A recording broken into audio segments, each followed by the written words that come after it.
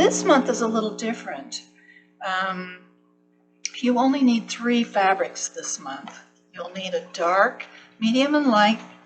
So you'll have to choose which one of these you want to be your background squares. And I always put my blocks out. When I get ready to start the next one, I put my blocks out so I can kind of see where I'm at on color variations and things. You know, I wouldn't want to put like a crazy wild yellow next to something. And so I kind of get my fabrics out. And since my quilt is a scrappy quilt, I'm just going through Ziploc baggies of scraps that I have. And I've kind of put them greens together, browns and tans, purples and lavenders, just sorted them like that. And one thing I want you to remember too is that when our quilt is finished, these blocks are going to be set on point. So if you're doing something in the centers of your blocks, make sure you remember that the block isn't going to sit this way, it's going to sit this way.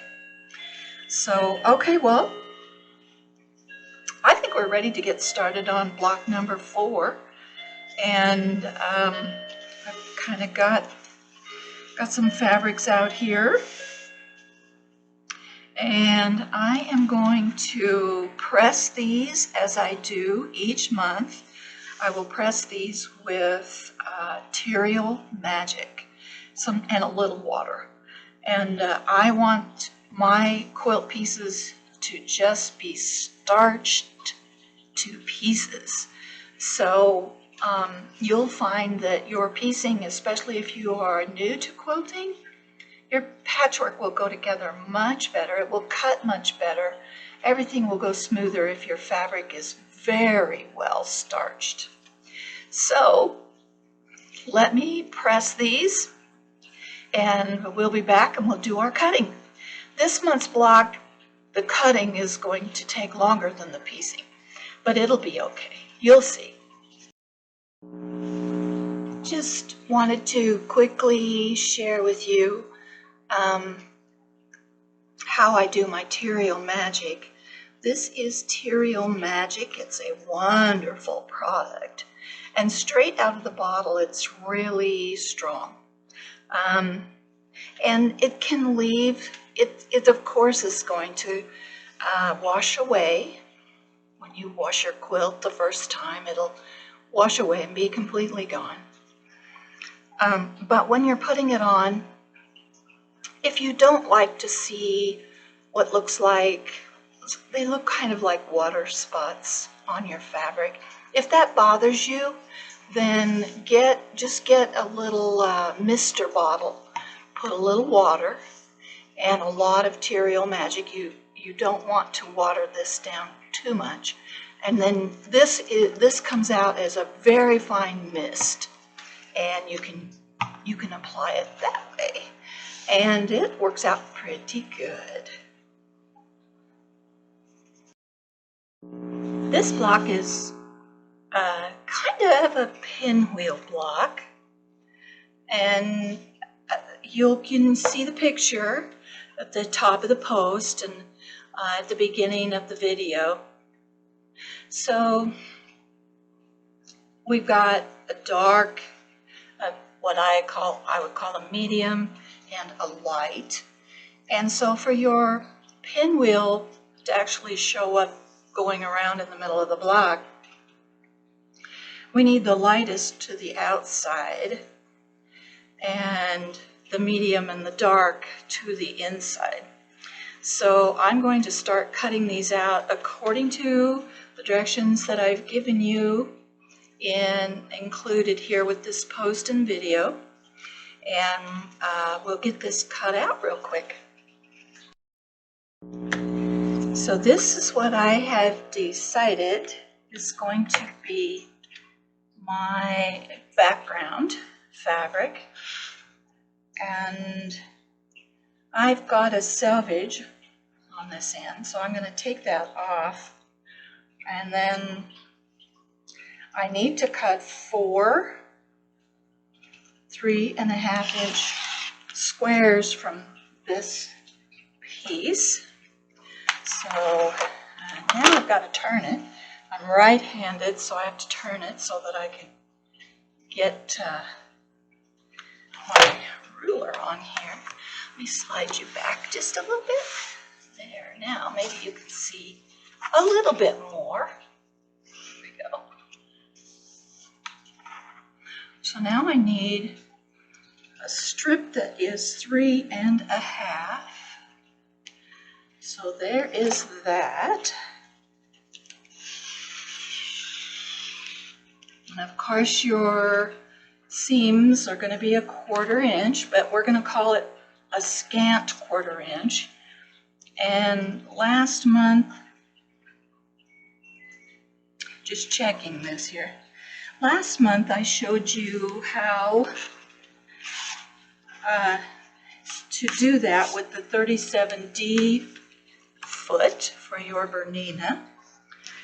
And how I use the width of the needle to, I call that measurement, the width of the needle, which is, I don't know what it is, 1 millimeter or something, or 2, as my extra that is what I would call the scant part of my scant 1/4 inch.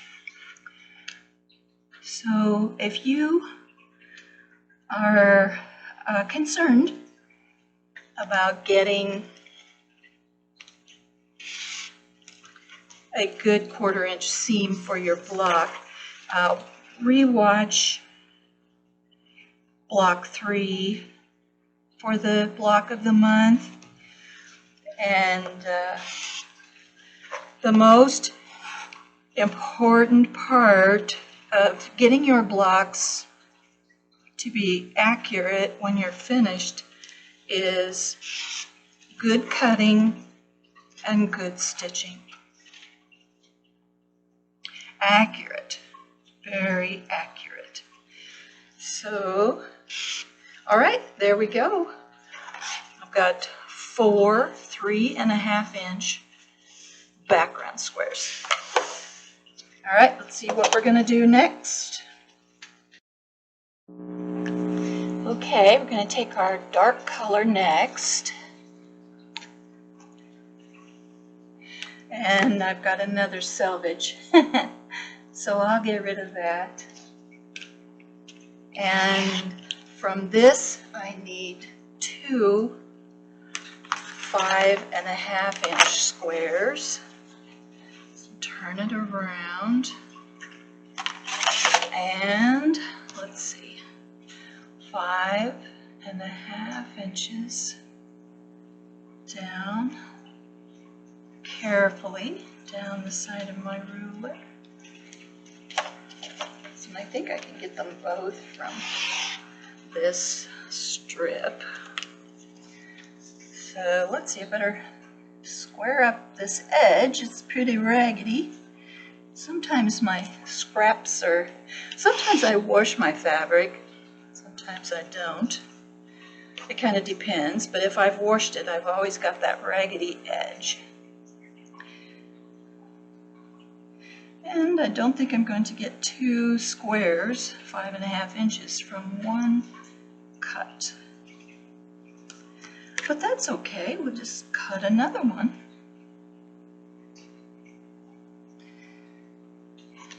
Okay, here we go. So there's one 5.5-inch square of my dark. So now I'll cut another 5.5-inch swath. Is that what you call it, a swath? Strip. There we go. And now square up my edge. There we go. These raggedy little edges That's from pre-washing my fabric. Something interesting that I read, and I do think it's true, is when you want to kind of tell if you've got quality fabric, just pre-wash it with the edge straight. And if you get lots and lots and lots and lots of knotted strings coming out of the dryer, it's not a very good quality fabric. But if you have just a few little raggedy edges along the edge that looks similar to this, it's a very well woven, good quality fabric. I think it's true. Okay, there's my darts, 2 5.5-inch squares. So the next thing to do is to cut out my medium color, and we're going to cut out 2 different sizes of squares from the same fabric on that. I'm going to put this away, and I'll be right back with my medium. Okay, here with my medium value fabric. And again, I have a selvage I want to get rid of, so I'm taking that off. And from this fabric, I need 4 3.5-inch squares. 1, 2, 3.5. As close as I can. So I need 4 3.5-inch squares, and I need 1 5.5-inch square. So I'm just going to go ahead and whack this off. What do? Do you cut or do you whack? I don't know. I haven't figured it out. I think I whack.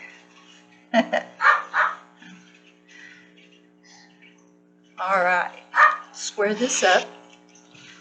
And I'm going to get my 5.5-inch square out of here, because if I don't have enough in my 3.5-inch strip to get all 4, I know I can get another one from this half of what's left from my 5.5-inch.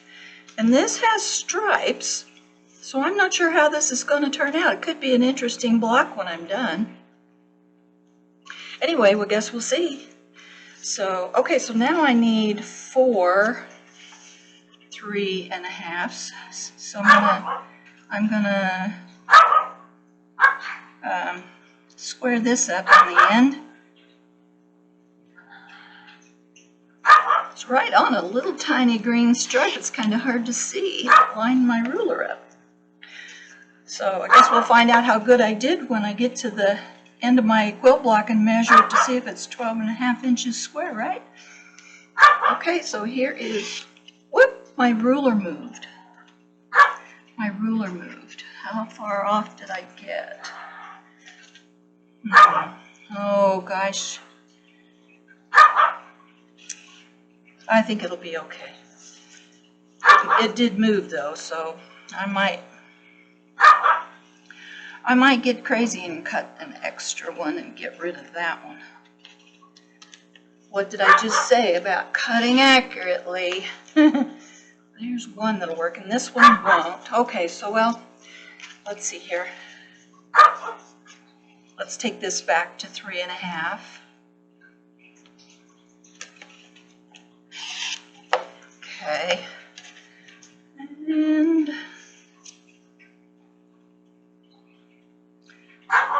I need a smaller, I should be using a smaller ruler. This big long ruler is too bulky for this. Okay, well there's 2 of the 4. So let's cut another strip here that is 3.5. And then I know we'll make it.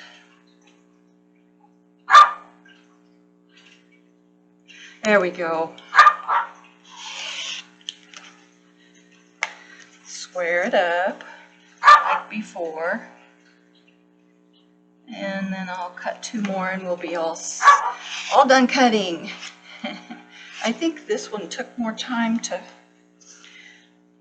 cut, and then we'll have quite a bit of cutting to do as we sew. Your skill builder this month is going to be something I hope you really love and use over and over again. We're actually going to sew some of these quilt blocks together all the way around and then cut them apart. So that will be a lot of fun to learn. Okay, hold on, I've got to press this and this one, and we'll be back and we'll get started on our quilt block. Quick note, I messed up already.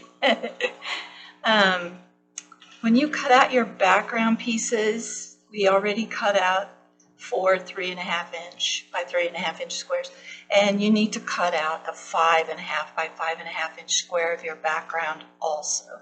I forgot to cut this out when I was doing this, so be sure and remember you're going to have 4 3.5 inch squares and 1 5.5 inch square from your background.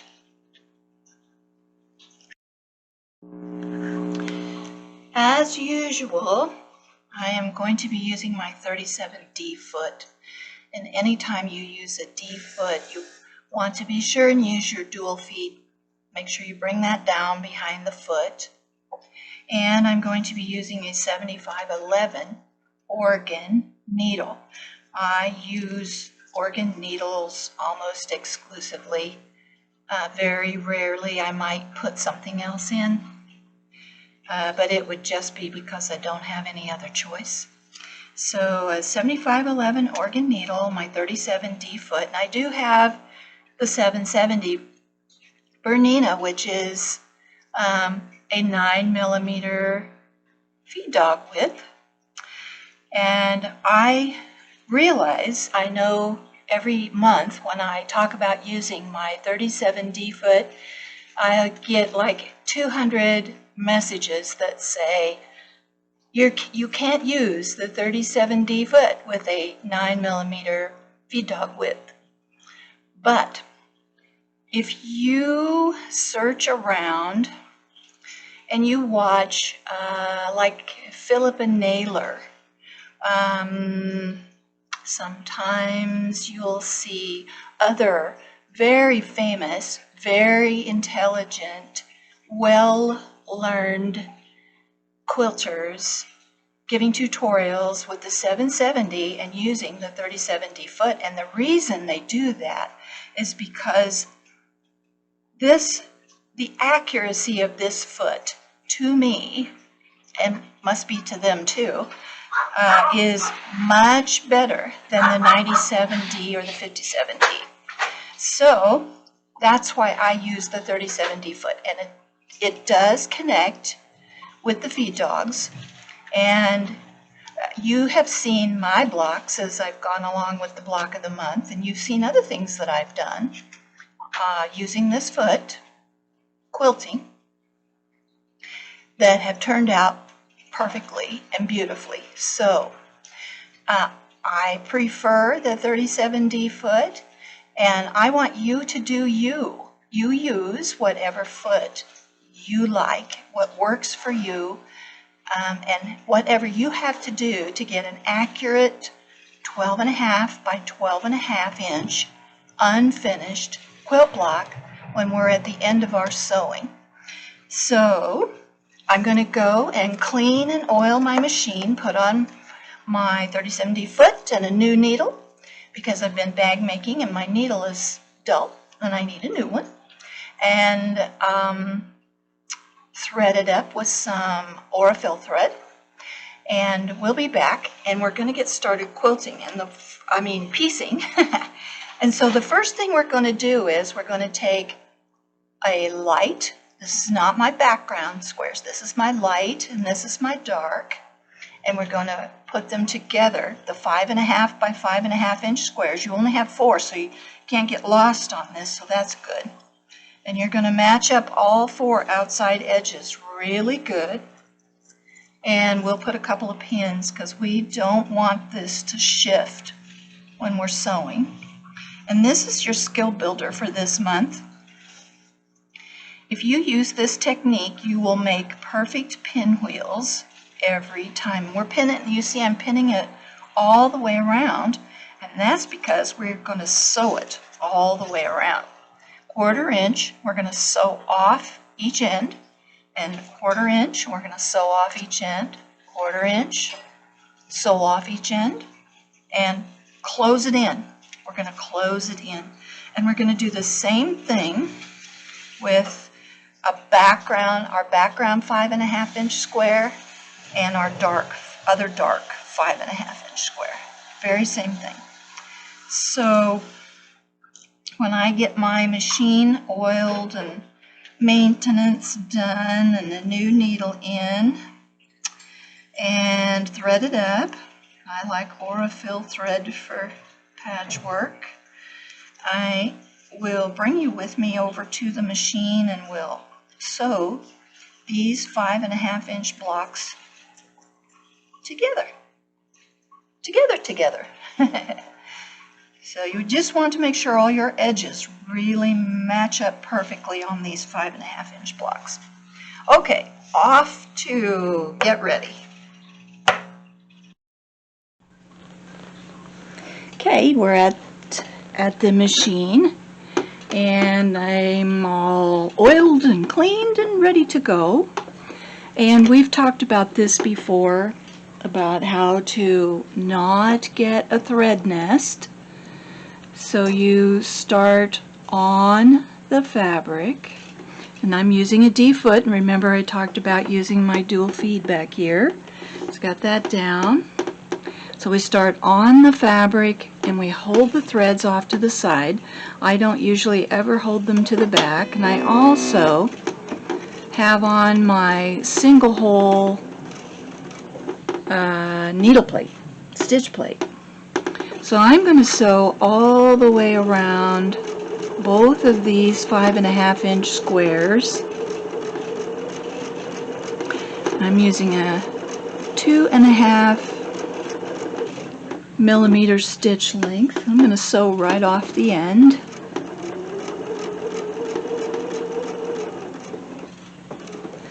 And I think I will break my threads. I wasn't going to, but I think I will.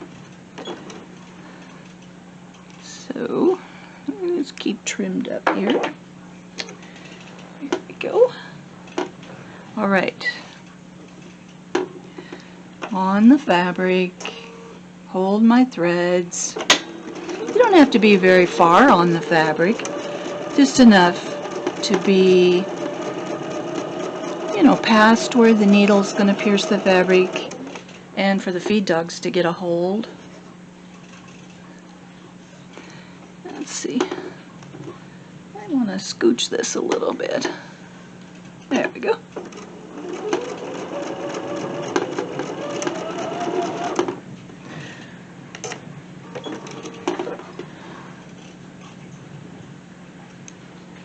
I don't want to use my thread cutter.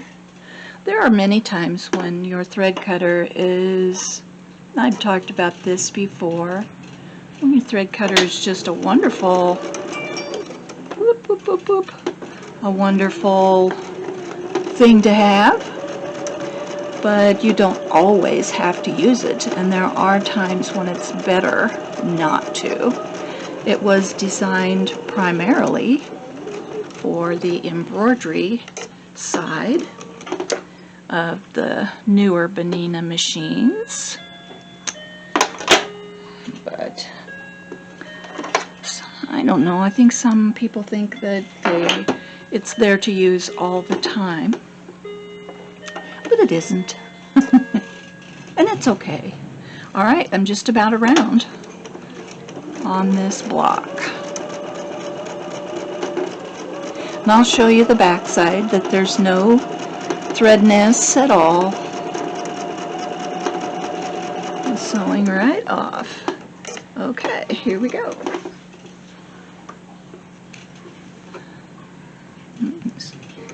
Keep your work looking nice and neat all the time. There's the back side. No thread nests. A bunch of fuzz from the fabric, maybe. Get that off of there, but there aren't any thread nests at all. So if you're worried about if you're having thread nesting and you're worried about that, just start on the fabric and hold your threads just lightly, and you'll be just fine. Okay, let's stitch the other one. I have one more 5.5 inch square to stitch. And as I said before, this is your skill builder for this month's block. This, if you make pinwheels using this technique, you will have perfect pinwheels every time.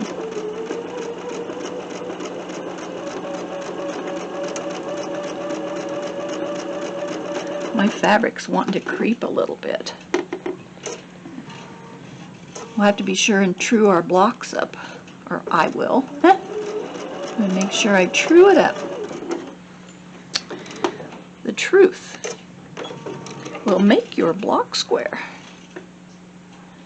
Okay, there we go. Okay.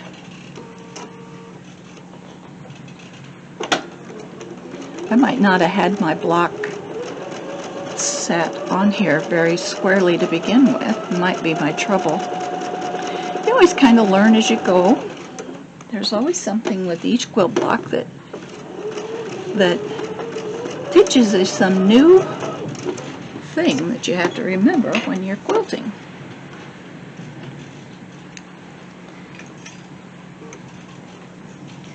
All right. I picked a color of Aurifil thread that's kind of it's kind of a muddy green, not dark, to piece my quilt block with.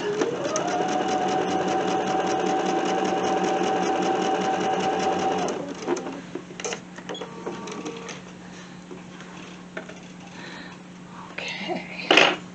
All right, one more side, and we are going to be ready to go over and cut these apart, and you'll get to see something really, really cool.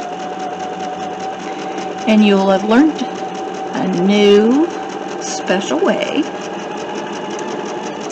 to make pinwheels.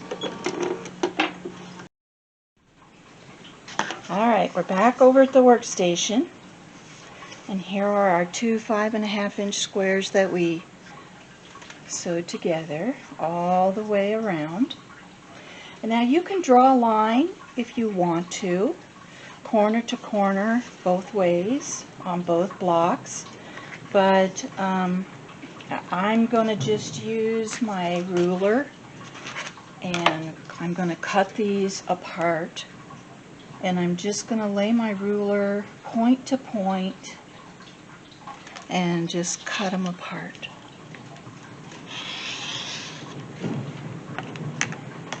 And this way too. And this would be a great place to have a rotating cutting mat, which I do have, and I should have thought of that. Okay, now we have 4 half square triangles, and we're going to have that when we cut this one apart too. It'll just be the other fabric. So now we want to, and I did press these before I cut them to set the seams. I just use a medium heat and no steam, and I just pressed them. So now we're going to press all of these toward the dark. So we'll press all those toward the dark. So let's cut the other one apart. And let's do it this way, and maybe I won't have to put my arm in front of the camera and block your view. And after we press them, we're going to true these up. They should all be 3.5 inch square, half square triangles. So there we go. All right, so then now our next order of business is to press all these and square them up to 3.5 inches square. So we'll press them, we'll true them up, and then we'll move on to putting our block the rest of the way together.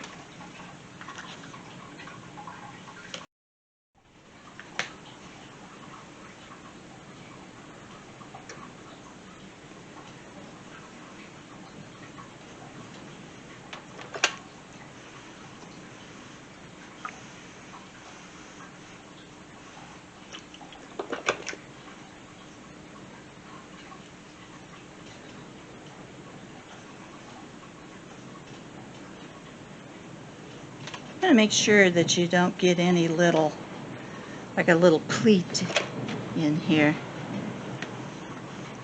Even just a little one can throw your quilt block quite a ways off.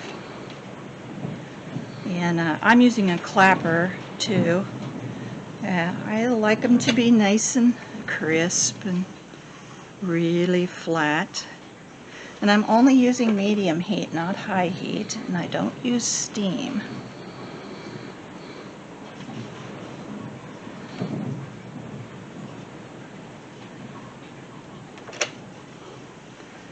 I love these colors together. They're really, really nice. A great contrast. Hope it looks good when it's finished. Needs to look like a pinwheel.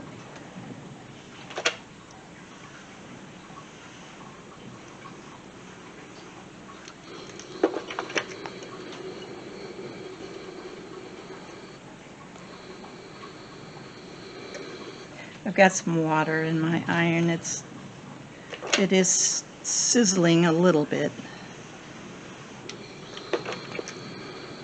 Okay, we'll let those cool. We'll be ready to line our block up.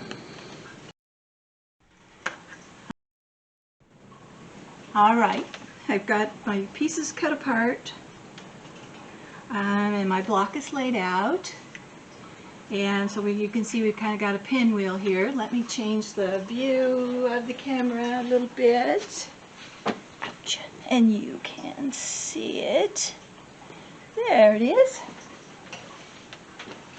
So I cut apart and squared up all my pieces. And just like we did on our previous blocks, we're going to sew these together in rows.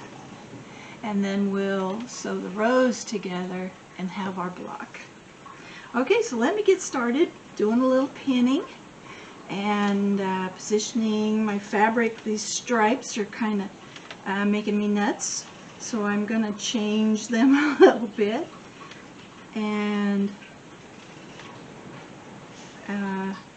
yeah, just start pinning things together.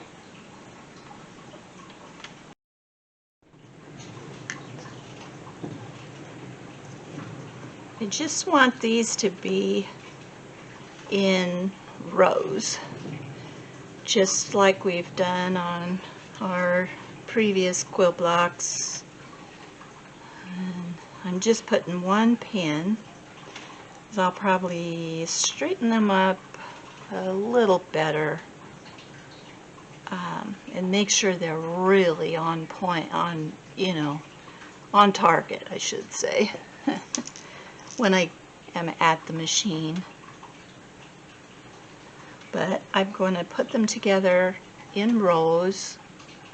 If it worries you that something might get a quarter turn or out of order or whatever, you can sure piece these. You can piece them 2 and 2. No problem. Not a big deal. Don't Don't sweat the small stuff.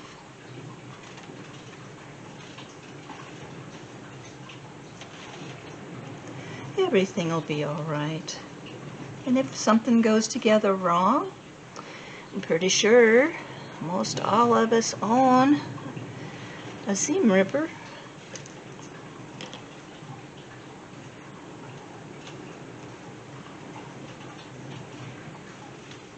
I lost 2 seam rippers last year, and I haven't found them yet. I don't know where they are. I think they're probably in with some paper piecing that I was doing, English paper piecing, and I had to move on to a different project and I put it away for a while, and I think my seam rippers are in that box with all my fabrics and everything I used when I was working on those pieces of patchwork.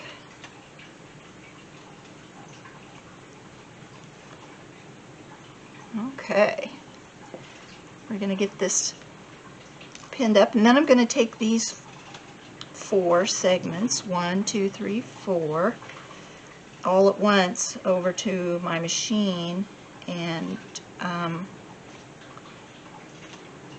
chain piece everything.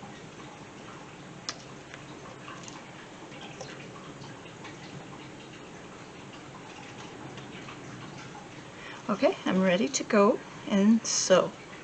And I probably won't film my machine sewing this because you've seen in the previous blocks how quickly I do that and how easily, and you've seen how I set up for a scant 1/4 inch seam allowance.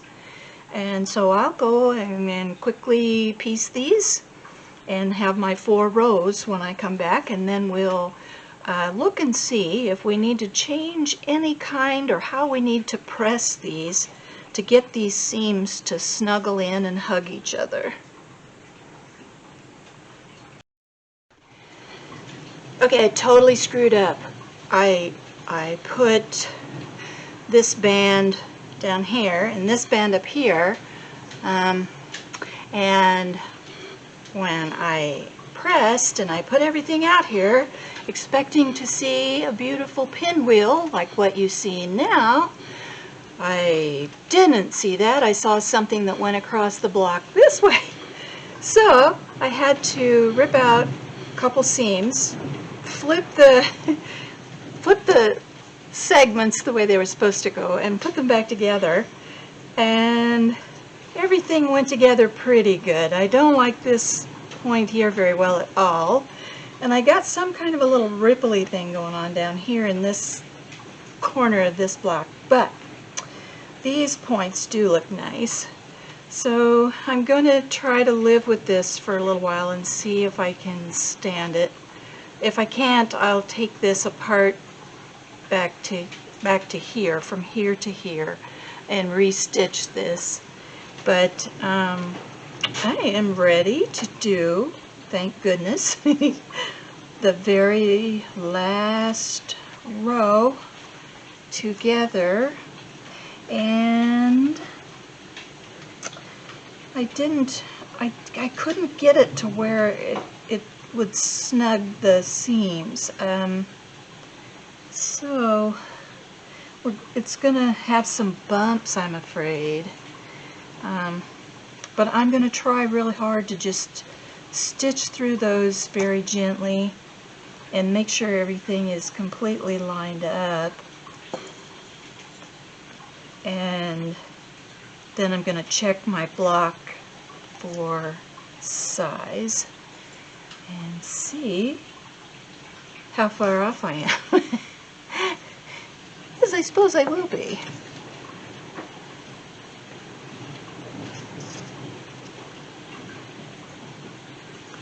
Just going along, having a happy little day, and my pinwheel turned out looking like a flat tire. Okay, I'm going to sew this. I'll be right back. Okay, I've got it together. This side, and this side look pretty good to me. This side has kind of a little wobble in it. So I'm hoping it won't be too far off. Let me get my big ruler out. I know it's here.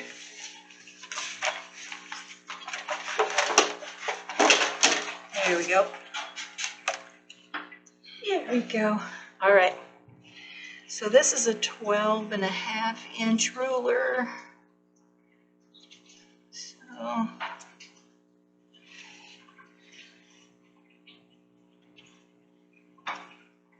So my block is almost 1/4 of an inch too small right here. I'll have to figure out where that went. But I think it's in the folds because I didn't pay close enough attention when I was pinning to how I wanted to fold these. And then when I had to rip it out and switch it, the folds went the wrong way. So I'm pretty sure it's in the folds. And 1/4 of an inch, let's see.